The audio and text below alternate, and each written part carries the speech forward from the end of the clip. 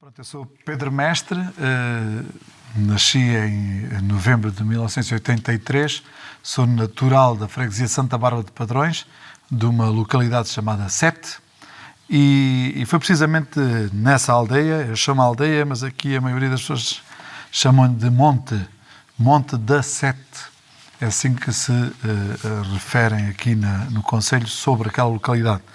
E foi nessa localidade que eu começo a ter os primeiros contactos fora de portas, fora de casa, com o cante e as tradições locais.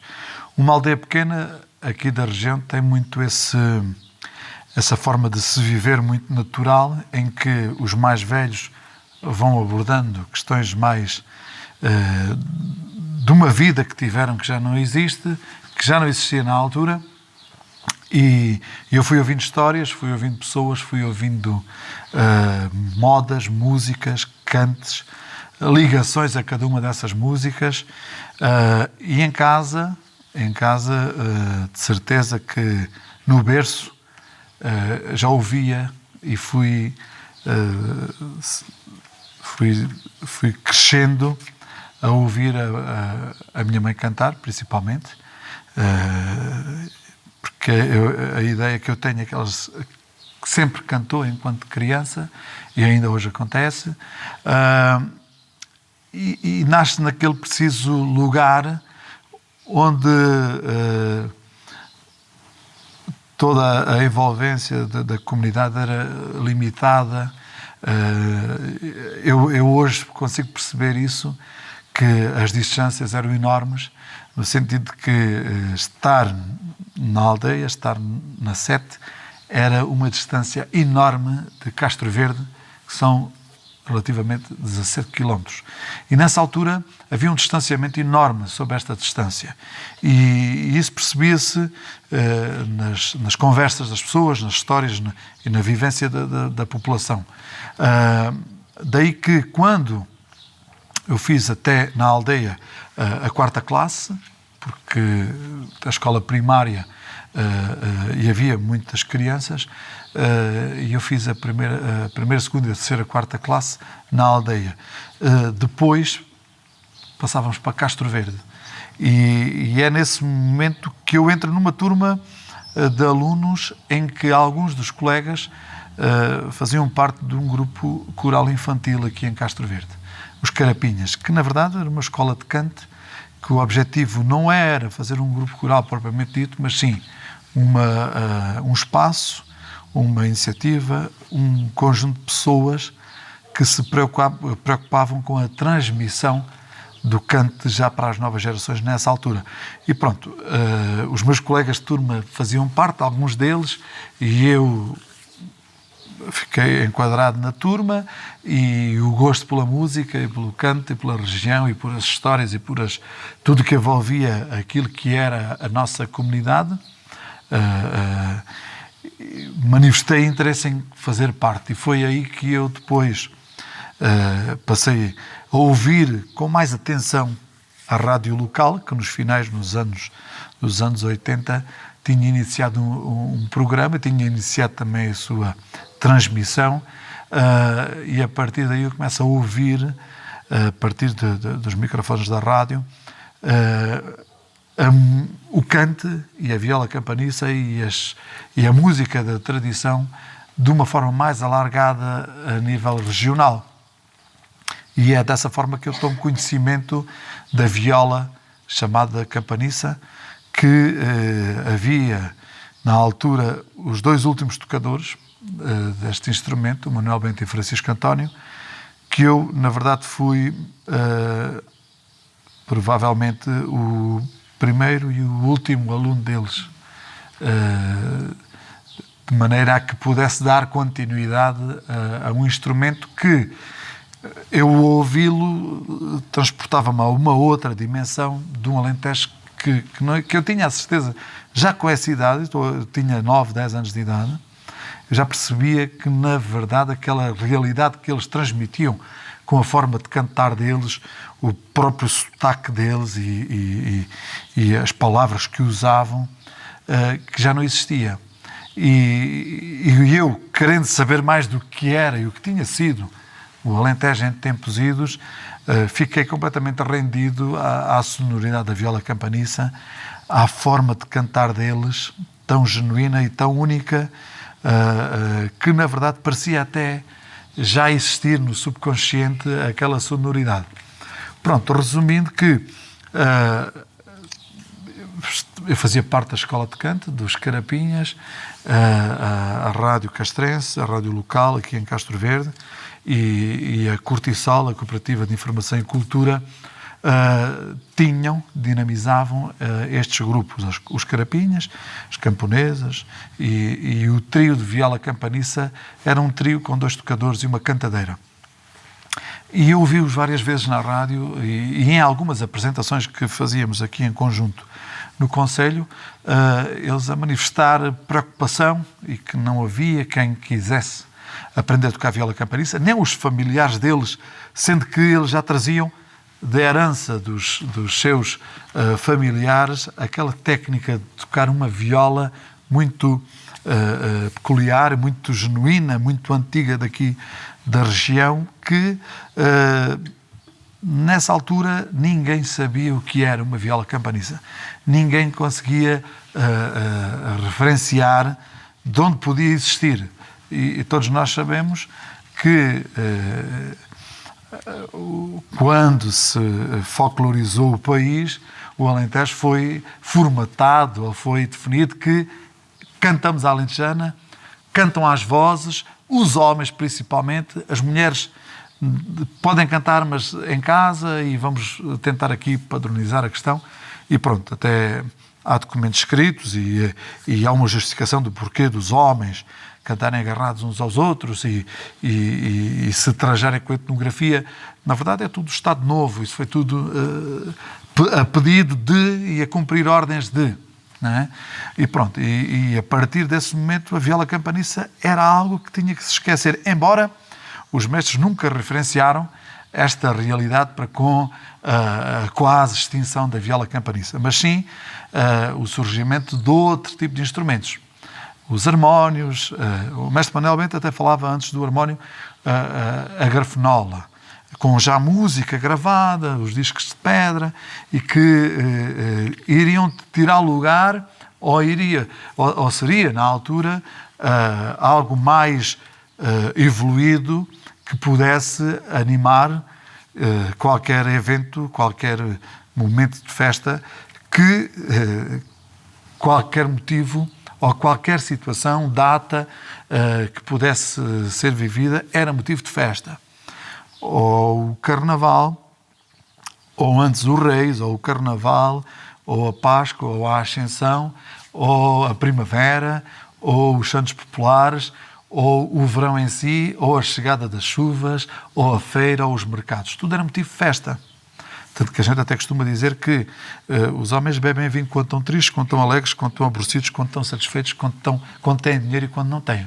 E então, tudo é motivo para beber vinho. Ou beber vinho é tudo motivo para se estar bem e confraternizar.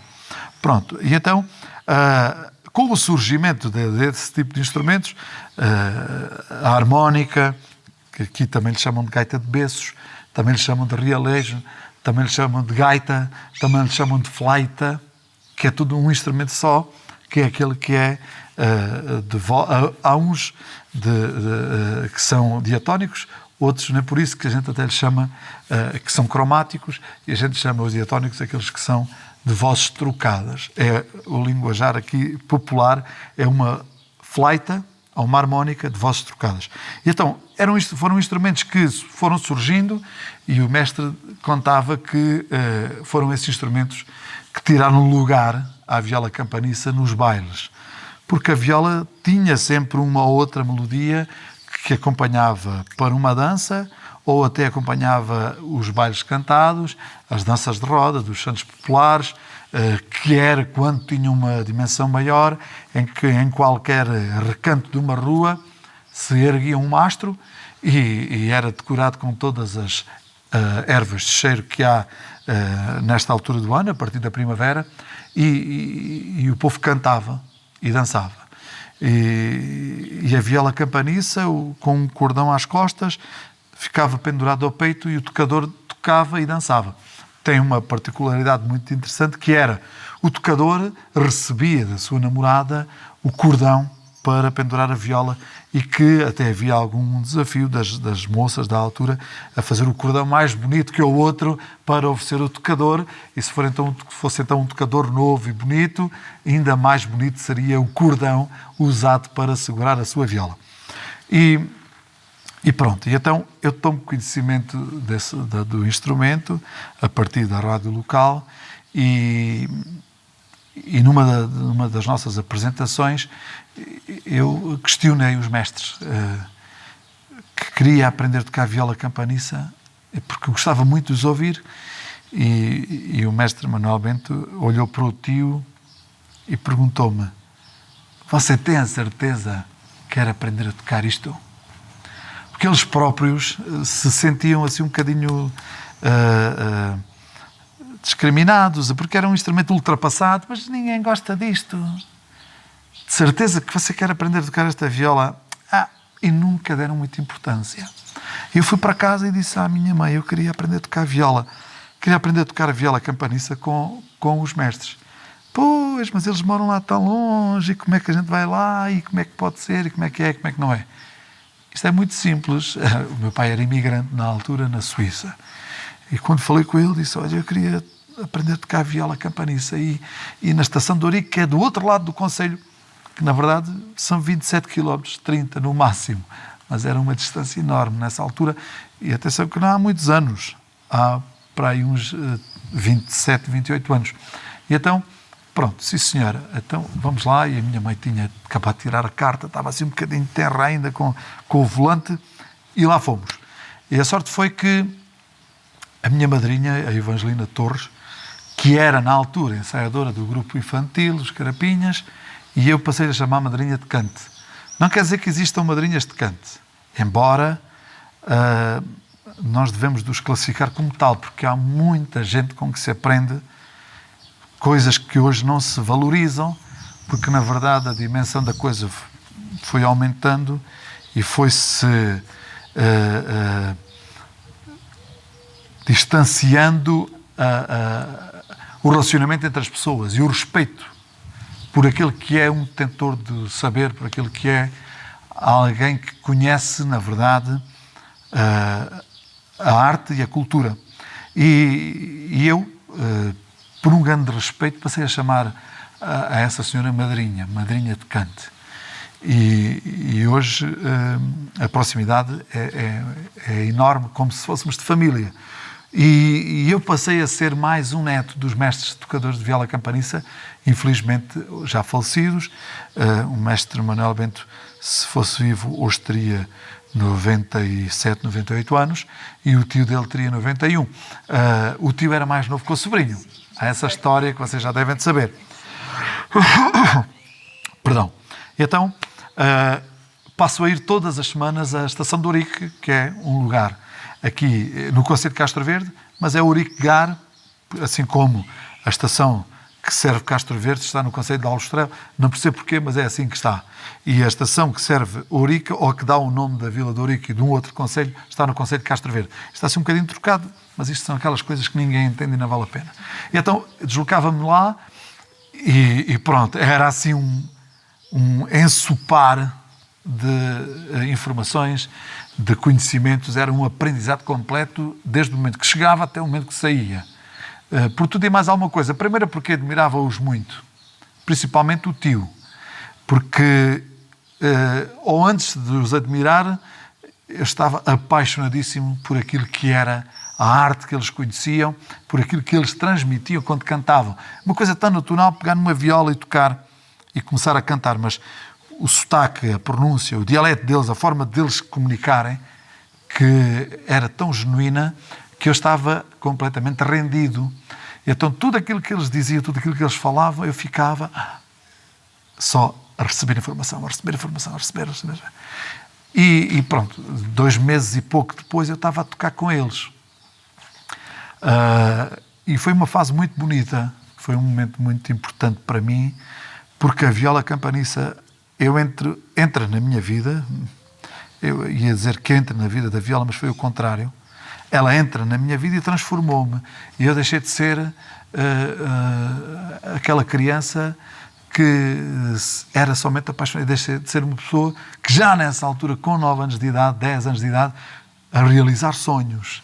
E a Viola fez-me perceber isso e fez com que eu logo realizasse uma série de sonhos, que era poder, através das melodias e dos poemas que as modas têm, conhecer um outro Alentejo que não aquele que eu vivia e que vivo. Porque, não sei se sabem, mas a maioria das letras e dos poemas que fala o canto é tudo com base no passado. É tudo de uma época que hoje completamente... São documentos históricos. São depoimentos em poesia, em rima, que já não retratam o Alentejo de hoje. Porque o Alentejo hoje, em termos paisagísticos e em termos de contextualização do mundo rural, está completamente deturpado daquilo que as modas falam. A ceifeira já não é uma ceifeira de carne e osso, como a gente costuma dizer, mas é uma ceifeira debulhadora, é uma máquina debulhadora, assim como as planícies do Campo Branco já não são cobertas de trigo nem de seara, muitas delas já cobertas de amêndoas, de amendoal e olival e por aí fora. E então, essas modas fizeram-me perceber e dar-me a conhecer aquilo que é o almocreve, o que foi um ganhão, o que foi uma charrua, o que foi um arado.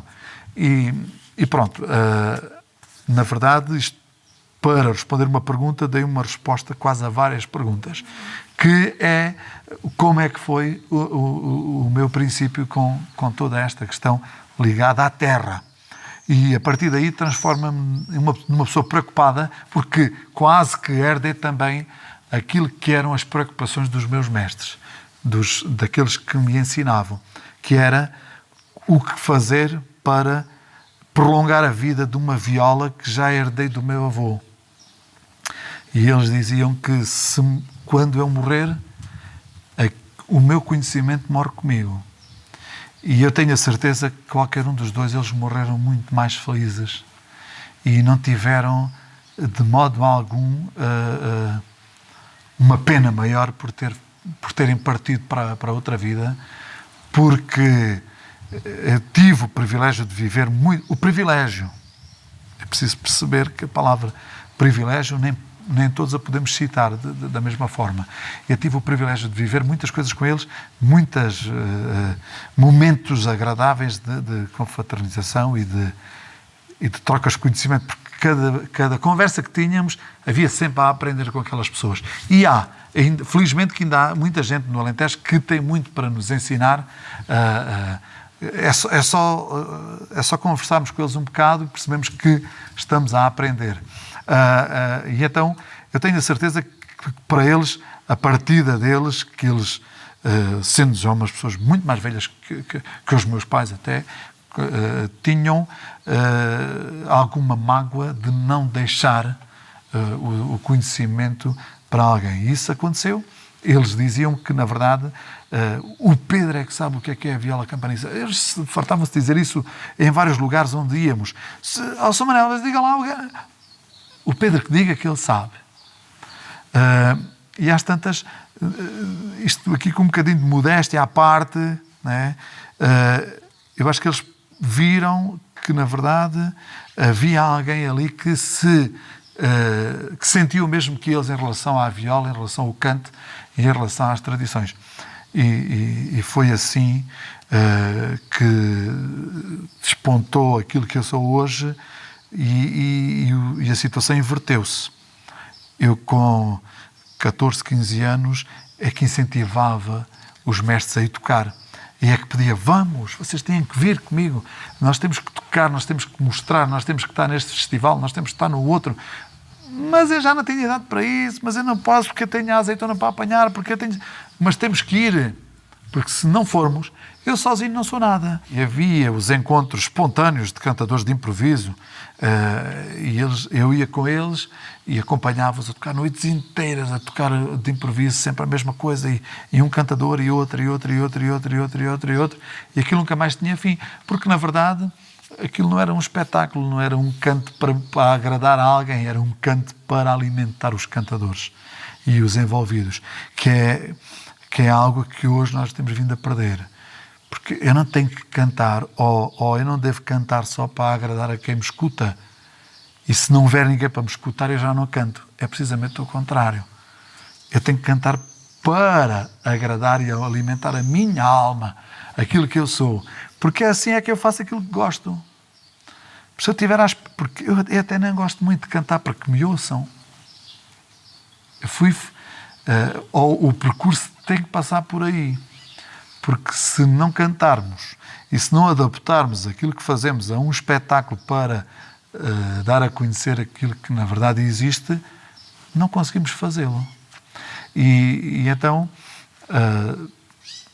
houve dezenas de apresentações em conjunto, e eu passei a ser a força motriz que levo esta gente a tomar vida. Eu e nem só.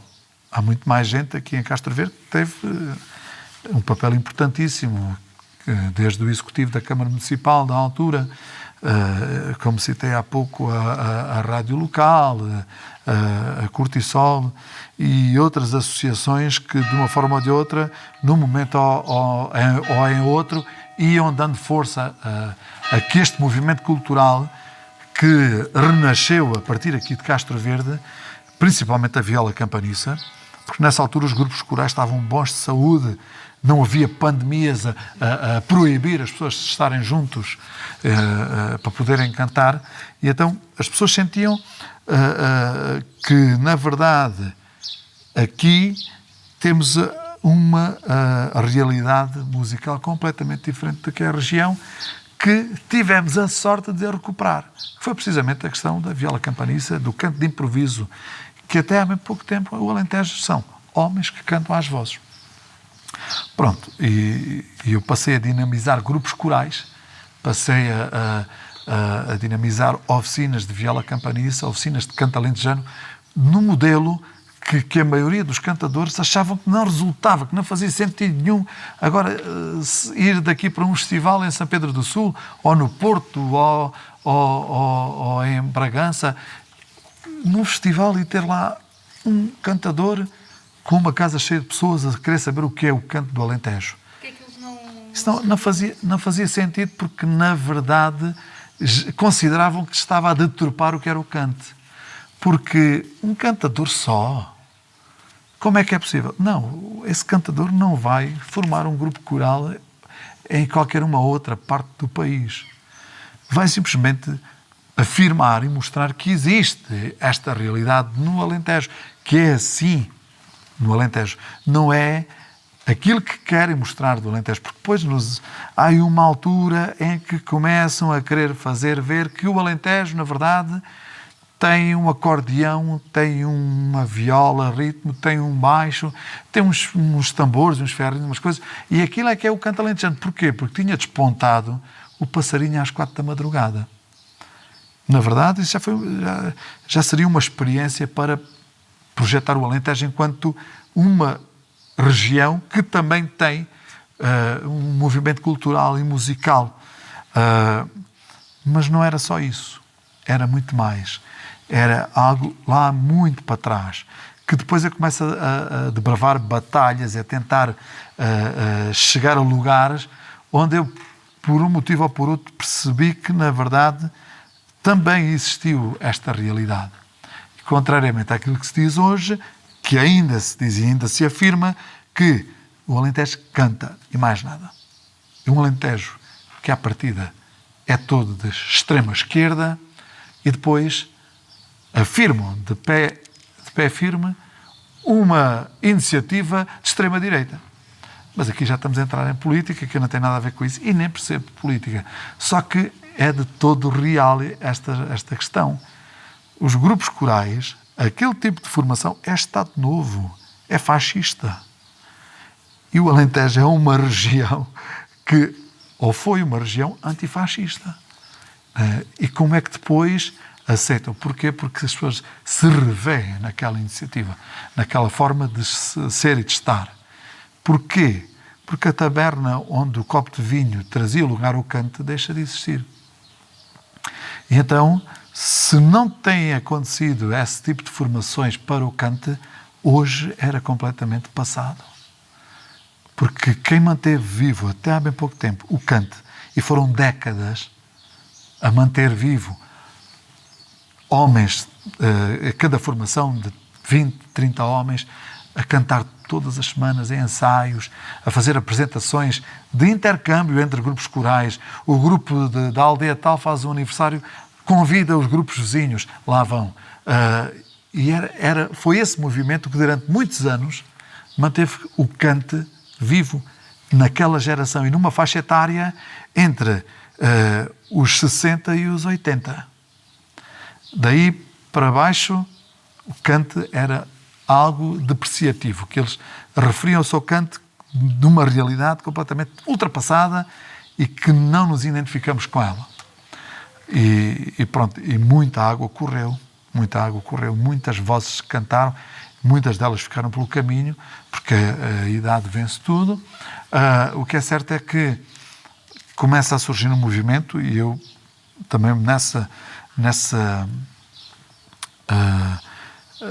iniciativa também tenho quanta parte da responsabilidade quando começo um projeto chamado Canto nas escolas do primeiro ciclo, e eu aí aproveito uma oportunidade, tinha idealizado um projeto e uma forma de poder transmitir o cante e poder chegar às crianças e aos jovens com uma realidade musical estranhíssima para eles.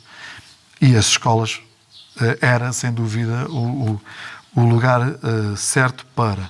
Porquê? Porque eu já tinha frequentado uma escola de canto, embora fora do ambiente escolar, fora da comunidade escolar, mas era uma escola de canto. E porque eu já tinha também presenciado uma iniciativa, um projeto piloto que houve aqui em Castro Verde, de ir à escola e cantar para os miúdos em sala de aula. E então comecei a idealizar que, na verdade, o ensino do canto tem que se constituir como uma disciplina, como uma matéria que tem que ser lecionada nas escolas. E pronto, e foi a partir daí que começam que se começa a sensibilizar as crianças para com esta realidade musical. E é quando o canto começa a ser tratado também como uma realidade musical, como uma arte que também é um espetáculo e que também se apresenta em palco. E pronto, isto foi em 2006, é relativamente recente, mas é o suficiente para dar volta a toda a questão da realidade que está hoje, que começam nessa altura a aparecer gente nova a querer cantar, a querer pegar numa viola, e eu aproveito esta oportunidade de estar nas escolas e levar a viola campaniça. Porque eu defendo que a viola campaniça, aquilo que canta, também pode ser considerado canto alentejano. Só não é considerado, e não foi esse o cante que a Unesco classificou. Todos sabemos que a Unesco classificou um cante vocal, uma polifonia do Alentejo, cantada por 13 ou 14 ou 15 ou mais vozes. E sabemos que a viola campaniça, embora cante um tipo de repertório que também é do Alentejo, um tipo de modas de provavelmente há 2 ou 3 séculos atrás, um tipo de modas que a própria ornamentação delas e composição das melodias nos transporta a uma outra época que não aquela que o cante que está associado à agricultura os trabalhos sazonais no campo, completamente diferente. Porque percebemos isso até pela estrutura que é feita o canto dos grupos corais e pela estrutura que é feita no canto à viola campaniça. E pronto, e começam com o projeto do canto nas escolas, começamos a perceber que os jovens despertam alguma curiosidade e a querer perceber, e depois com a dinamização cultural da região e os concelhos ou as localidades com uma maior atividade cultural conseguem ter uma maior atenção por parte dos jovens. E pronto, depois quando chegamos então àquela fase em que o canto é classificado pela Unesco, e a classificação do canto pela Unesco, o que é que trouxe o canto? Simplesmente destaque, uma projeção a nível nacional, a comunicação, a imprensa, a comunicação social e a imprensa fala de canto. Porquê? Porque, na verdade, falando de outros países, e porquê é que nós não valorizamos o que é nosso? Porquê é que só valorizamos o que é dos outros? Porquê é que foi preciso ir para fora, ser posto e apresentado a uma entidade fora de portas para se valorizar? Mas isso é um defeito que nós temos, não será um defeito, é uma qualidade. Gostar primeiro do que é dos outros, depois é gostar daquilo que é nosso. E então foi preciso uma entidade, que nós sabemos, que é a Unesco, que é as Nações Unidas, e que diz assim, olha, na verdade, estes homens até cantam bem, isto até tem garra e tem força e é bonito. Isto não é uma coisa qualquer ali da taberna. Porque no Alentejo, sabemos que é assim. No Alentejo, nas tabernas, ninguém liga ao canto. Você for aqui uma taberna e começar a cantar, há logo 2 ou 3 que mandam calar. Que barulho é esse? Não sei o quê. É assim que o canto é tratado no Alentejo. E a partir do momento que se fala de canto, olha, o meu vizinho está ali na televisão, que engraçado. Então o que é que ele está ali fazendo? Então foi lá cantar. Cantar? Mas ele não sabe cantar. Não, mas ele canta no grupo tal, que na verdade está ali, foi classificado por a Unesco. Vocês sabem o que é a Unesco? Não sabem. As pessoas não sabem o que é a Unesco. Ouvem falar aí, mas é a Unesco, é uma entidade. Não sabem o que é. A classificação foi esta do património, do canto a património. O que é que isto quer dizer? Ninguém sabe o que é. A maioria dos cantadores, a Unesco classificou. Então, mas o que é isso? O que é que isso vale? Do que é que isso serve? Pode perguntar a todos os cantadores, que são poucos aqueles que sabem descrever o que é que valoriza ao cante essa classificação. Até os dias de hoje, para mim, só teve uma vantagem, que foi a projeção nas comunicações sociais e até mesmo a internet teve muita importância, porque hoje qualquer pessoa tem acesso à internet e qualquer pessoa publica na internet, seja bom ou menos bom, pega no telefone, faz um vídeo e disponibiliza numa conta do YouTube e pronto. E a partir daí isso começa a chegar às pessoas com mais facilidade, de tal modo que se torna banal. E hoje o canto é banalizado todos os dias. E a cada situação que nós presenciamos, vemos que, na verdade, não, isto não é bem assim. É preciso ir à televisão, é preciso ir às rádios nacionais, é preciso ter protagonismo por aparecer no quadradinho. Não. Acho que isso não chega para fazer canto. Mas é o que está a acontecer hoje. E eu, se calhar, sou um crítico em demasia, mas porque eu vivi, e sou novo, tenho 37 anos de idade, mas já vivi várias vidas da vida do canto. E sei que, na verdade, não devemos ser tradicionalistas. Não devemos ser...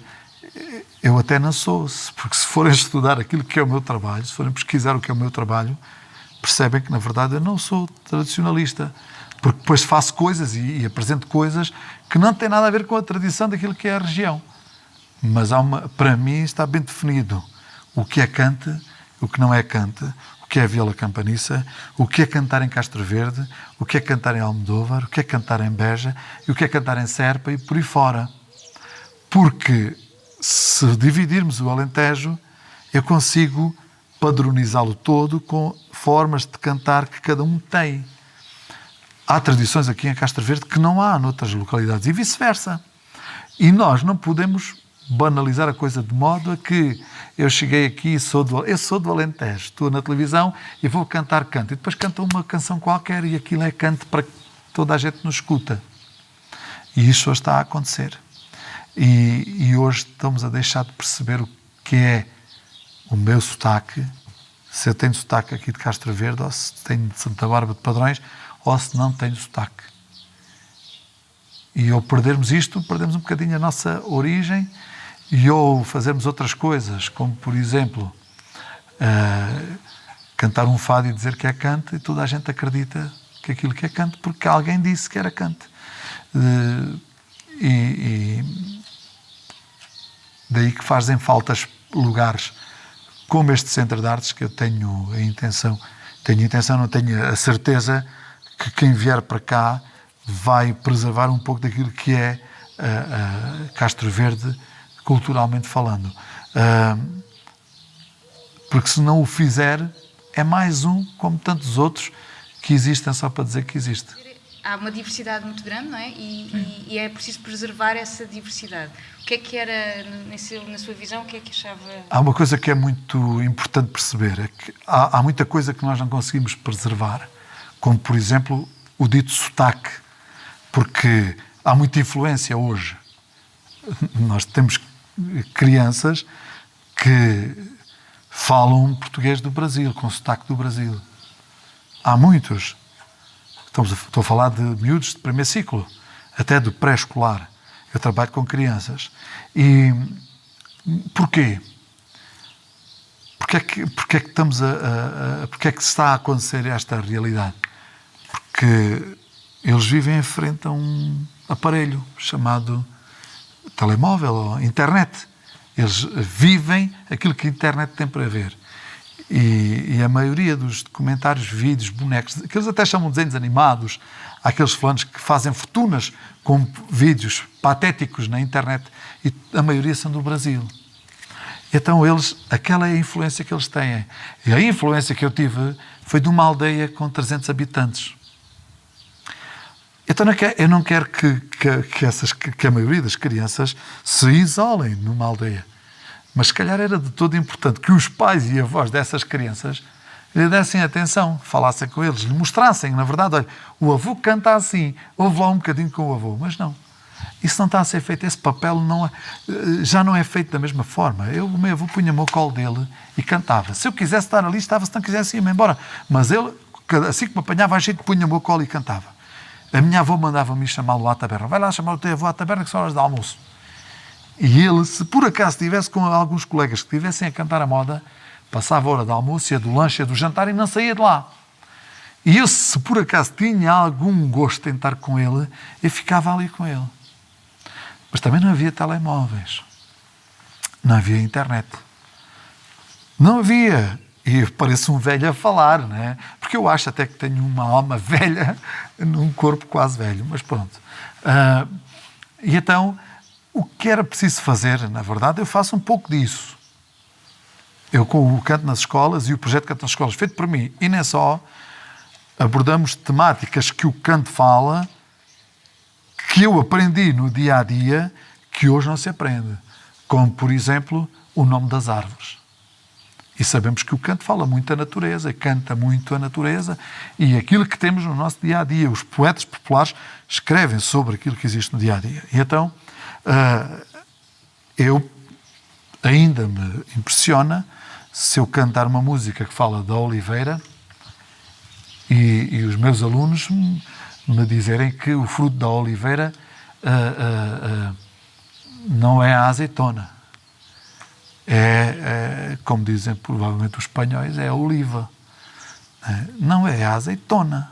Ou então, qual é a árvore da azeitona? A azeitoneira. Há muito esta interpretação das palavras e do nome das coisas.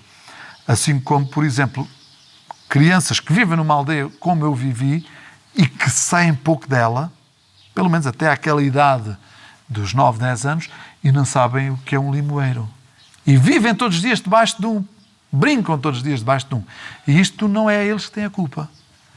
É o diálogo e é a falta de tempo que as pessoas têm para poder falar dessas coisas. Se calhar era tentarmos cair um pouco na realidade, que eu acho que esta pandemia fez com que as pessoas percebessem que devem baixar à terra, porque somos todos iguais. Aqui não há o analfabeto e nem o doutor letrado e por aí fora. Somos todos iguais. E esta pandemia veio trazer um pouco isso. E nós não paramos para pensar sobre essa questão. Porque se parássemos para pensar sobre isso, se calhar, aqui neste quintal onde estamos, se fosse a minha casa com os meus filhos, eu se calhar explicava-lhe o porquê desta parede estar assim e não estar branca. Se calhar explicava-lhe o porquê desta oliveira parecer um eucalipto e não ter nada de oliveira. Porquê? Porque ela teve, estas três tiveram aqui o abandono anos e anos e anos. E ela cresceu por si própria.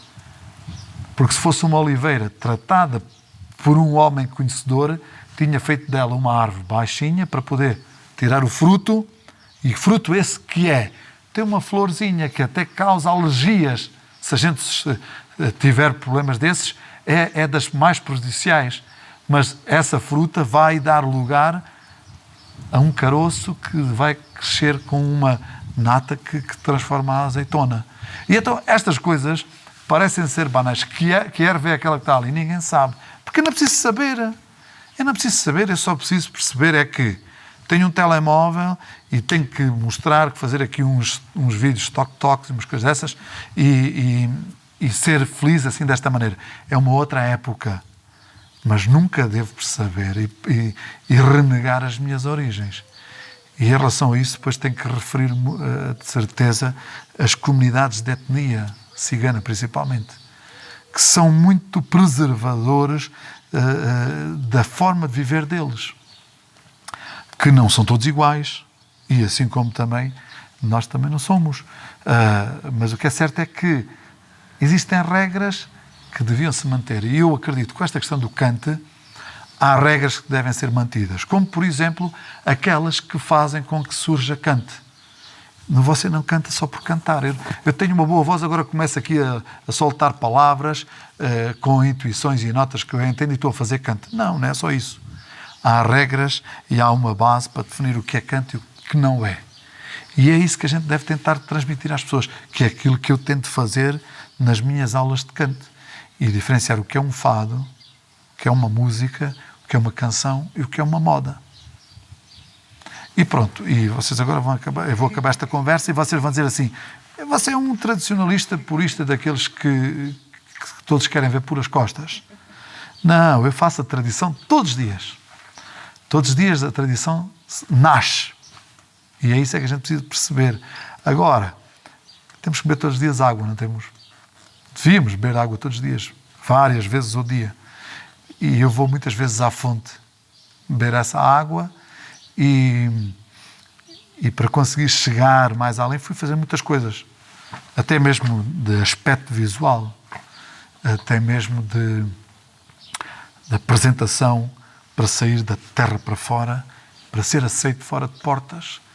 Se vocês ouviram os meus discos, eu ponho juntamente ao cante um piano, ponho juntamente ao cante uma gaita de foles, ponho juntamente ao cante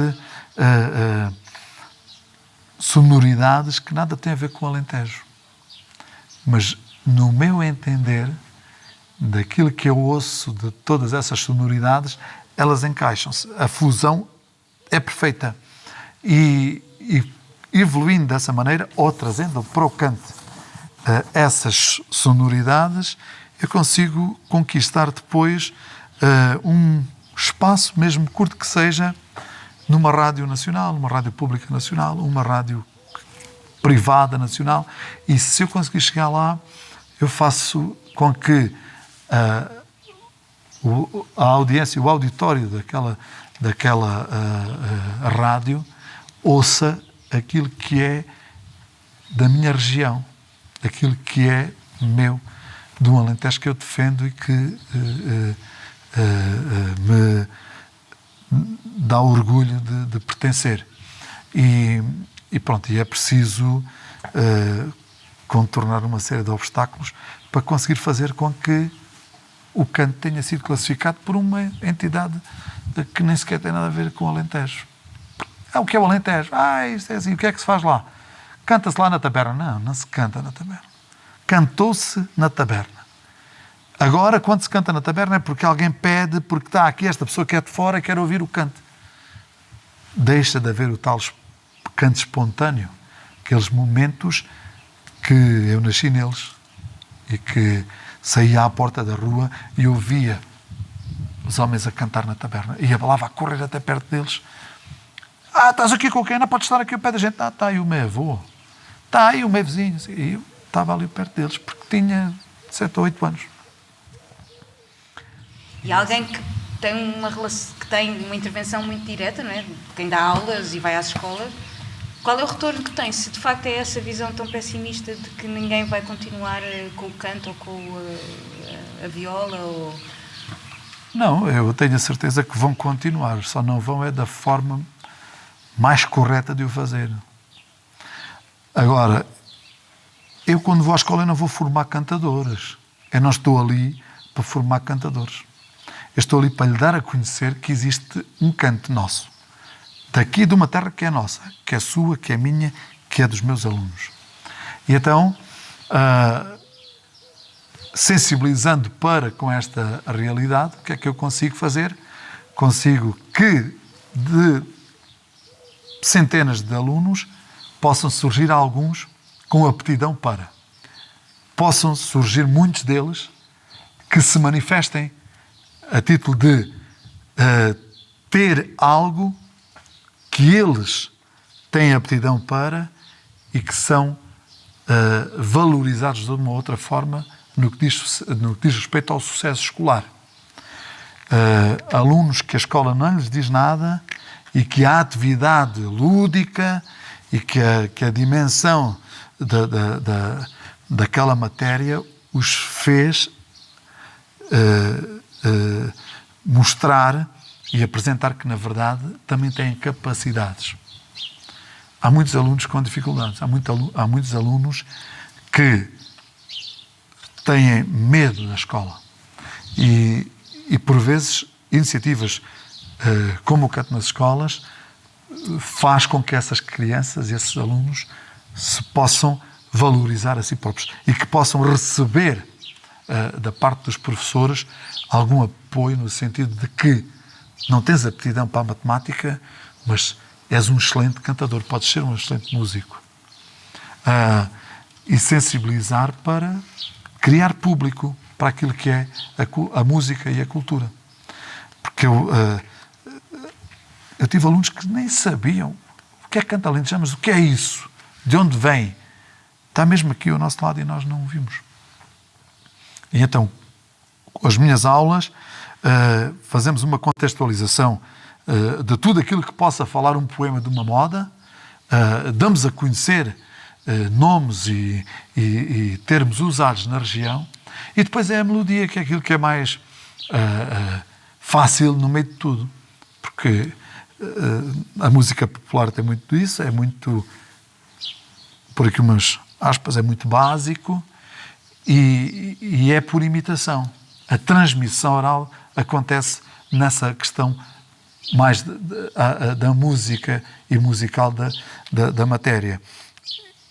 E onde eu fico rendido é quando eu canto uma moda e eles reproduzem-na do mesmo jeito. E isso, para mim, é uma conquista. Ouvir uma turma de 20 e tantos alunos cantar uma música que eu acabei de dar a conhecer. Agora, o que cada um vai fazer com aquilo que absorveu naquele momento cabe a cada um dos alunos. E nestes anos todos já tive vários alunos em grupos corais, já tive vários alunos que saíram de grupos corais e tive muitos deles que na altura não queriam mesmo saber, eu não gosto disso, eu não quero frequentar esta aula, e anos depois vêm ter comigo, eu preciso que me dê algumas ideias sobre aquilo que foi as nossas aulas. Porquê? Porque muitos deles vão estudar para fora, vão para a universidade. E a universidade tem muito disso, tem as turmas académicas. Tu és do Alentejo e não sabes cantar alentejana? Não sei, porque eu não valorizei. Porque, na verdade, eu fui aluno de canto. Mas não valorizei porque não gostava. Professor, será que não tem Será que não me pode ajudar? E você não faz ideia da quantidade de trabalhos que eu tenho tido. Trabalhos de tese, e de mestrados e de trabalhos de disciplinas e de cadeiras que tem, que a maioria desses alunos vão fazer sobre a sua região, sobre a viola campaniça, principalmente, e sobre o cante. E depois vem até connosco. Pois, lembra-se das aulas assim. Eu lembro, mas não dei a atenção devida e agora arrependo-me. Assim como eu me arrependo de não ter estudado e desenvolvido outras matérias que tive enquanto aluno. E isso acontece muito. Agora, cantadores, cada um cantará aquilo que se sentir à vontade de o fazer. Mas de certeza que nunca vão esquecer que algum dia tiveram esta moda, música, numa disciplina que até tiveram durante 4, 5, 6 anos. Porque eu leciono desde o pré até ao 4º ano. Embora depois há casos excepcionais que têm clubes de canto, que já com alunos de 5º e 6º ano. O que é certo é que a comunidade é enorme. Sendo dessa dimensão, imagina as centenas de alunos que são. Este ano, provavelmente, deve ter aí umas 4 ou 5 centenas de alunos. Porque eu trabalho em 1, 2, 3, 5 agrupamentos. E depois temos uma equipa maior de formadores, que já foram meus alunos, que estão a dar formação de canto. Foi um projeto que eu iniciei em 2006 e daí para cá tem havido muita gente ligada ao canto que tem ido, porque é preciso chegar a quantos mais alunos e agrupamentos melhor. Pronto, isto focado no canto, embora há muita gente que defende que o canto propriamente dito, que se trabalha com as crianças, não é o canto que os grupos corais cantam. Mas nós também temos que perceber que, na verdade, os grupos corais cantam coisas do século passado. Falam de coisas de um tempo que na atualidade já não existe. E é preciso evoluir. É preciso tratar com pinças todas essas questões para que elas vão fazendo sentido ao longo do crescimento de cada uma delas. E isso tem vindo a acontecer, felizmente. Tem vindo a acontecer, felizmente. Tanto que têm surgido grupos de corais de jovens, têm surgido jovens a cantar em grupos corais e a assumir papéis importantes, como é o papel de um ponto e de um alto, principalmente do alto, que é a voz mais importante de um coral. E são essas regras, quando elas não existem num ajuntamento de pessoas que cantam, aquilo não é canto. É precisamente um convívio, uma brincadeira de pessoas, não é canto propriamente dito. Porque o canto obedece a voz, obedece à colocação da primeira, da segunda, da terceira, do coro, e o primeiro solista, o segundo solista, o ponto, o alto, por aí fora. Estamos a falar do primeiro ciclo, estamos a falar de crianças de 4 anos, 5 anos, no pré-escolar, e depois 6, 7, 8, 9, até alguns de 10 anos, que na verdade é uma fase da nossa vida que absorvemos tudo. Agora, o que é que vai fazer de ir para a frente com aquilo que absorveu? Cada um a si diz respeito ao que é que faz. E eu tenho a certeza que este investimento que está a ser feito nestes últimos anos vai dar frutos daqui a uma série de anos. Porque há uma faixa etária, há uma fase da nossa vida em que nós paramos e percebemos que, na verdade, não, eu vou assentar porque já fiz o que queria, agora vou buscar outras coisas. E isso acontece até há bem pouco tempo. Homens de 50 anos não iam para os grupos corais, mas ou atingirem 55, 60 anos, estão a integrar grupos corais. Não é? Pronto, na realidade, desde da classificação, os grupos da classificação da Unesco, os grupos têm recebido muitos cantadores novos, na faixa dos 40 anos, dos 50 anos. Mas até aí, os elementos mais novos tinham 60 anos. Hoje não. Hoje os grupos corais têm elementos na faixa etária dos 30, dos 40. Agora, se eles assumem a responsabilidade de estar a tempo inteiro num grupo, isso aí é que já tem muitas dúvidas. Porque a maioria dos grupos corais dos jovens, eles são efêmeros. Porquê? Porque os jovens querem estudar, vão à procura de melhores condições de vida para fora. Uns vão estudar para a universidade, saem da terra ou vêm ao fim de semana e querem fazer depois outras coisas nos tempos livres e não estão sujeitos àquela responsabilidade que exige pertencer a um grupo. E Até aqui, a maioria dos cantadores eram homens que não saíam da aldeia, que não saíam da terra. E a responsabilidade, e eram homens de palavra. A palavra hoje já não tem o mesmo valor, já não tem a mesma força. E se eu disse que vou pertencer a um grupo, é para estar no grupo. Não é para amanhã, quando me dá na cabeça, já não vou. Porque agora apetece-me estar aqui com os meus amigos no café, agora vou para o ensaio. Não vou, fico aqui. E é essa a realidade que os grupos vivem hoje.